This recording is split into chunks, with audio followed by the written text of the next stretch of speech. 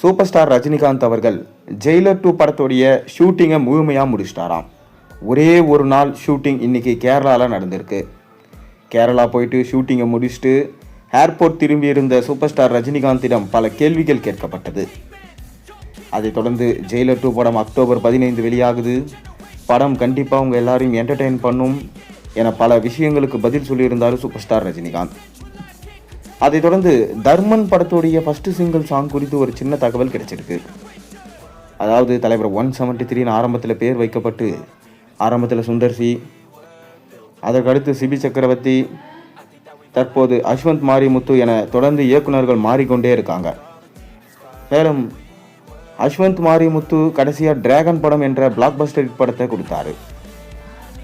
மேலும் அஸ்வந்த் மாரிமுத்துவோட இயக்கத்தில் ரஜினிகாந்த் நடிக்க கமல்ஹாசன் ப்ரொடக்ஷன்ஸ் பண்ண சிம்ரன் மற்றும் ராஷி கண்ணா போன்றோர் நாயகிகளாக நடிக்கிறாங்க என சொல்லப்பட்டது.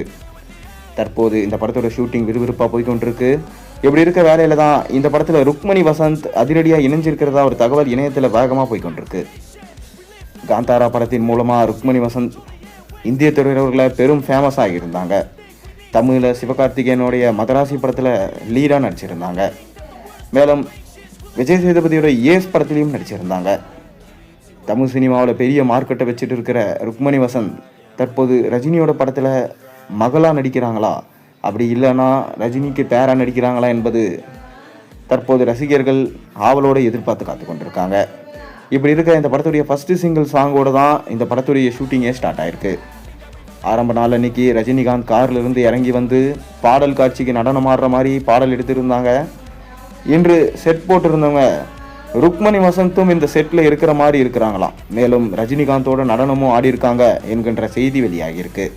ஒருவேளை இந்த படத்தில் ரஜினிகாந்தோட அசிஸ்டன்ட் நர்ஸாக வர்றாங்களா அப்படின்ற சந்தேகமும் இருந்திருக்கு.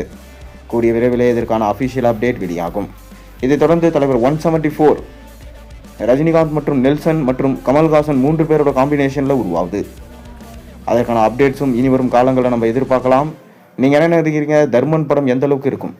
1000 கோடியை தமிழ் சினிமாவில் கலெக்ஷன் கொடுக்குமா? உங்கள் கருத்துக்களை மறக்காமல் கீழே கமெண்ட்டில் சொல்லுங்கள். மேலும் சேனலில் போடுற ஒரு விஷயம் முடிச்சா மறக்காம சேனலுக்கு சப்ஸ்கிரைப் லைக் பண்ணுங்கள், பெல் ஐக்கனை ப்ரெஸ் பண்ணுங்கள்.